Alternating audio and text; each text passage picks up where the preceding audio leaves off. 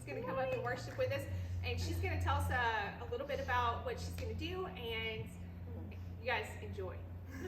It's such a privilege to be here. I'm not able to participate this year in Breakaway. I've been coming for 14 years, so this is 1 year I have to take off, but it's a privilege to be asked by Cindy to come worship this morning. She asked me if I would dance to Touch the Sky, and I was like, oh, well, I can hardly say no to that because I did that dance already and I don't have to choreograph it, so I can just show up.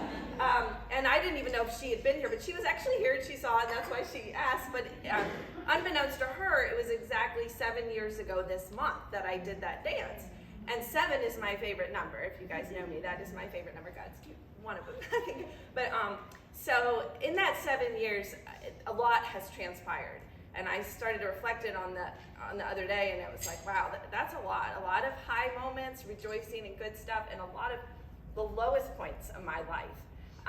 Difficult valleys. When she talks about the battle, my family was in the crosshairs of some major spiritual battles.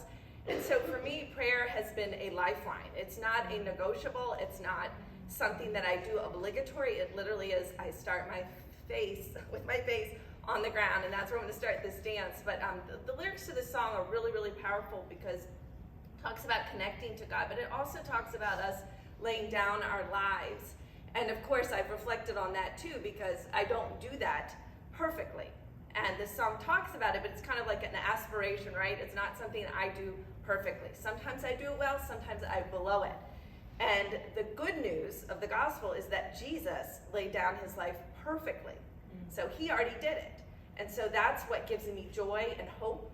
And that's why I'm able to be here today to dance with you and just worship the Lord through this. So I pray that you're blessed and may God be glorified.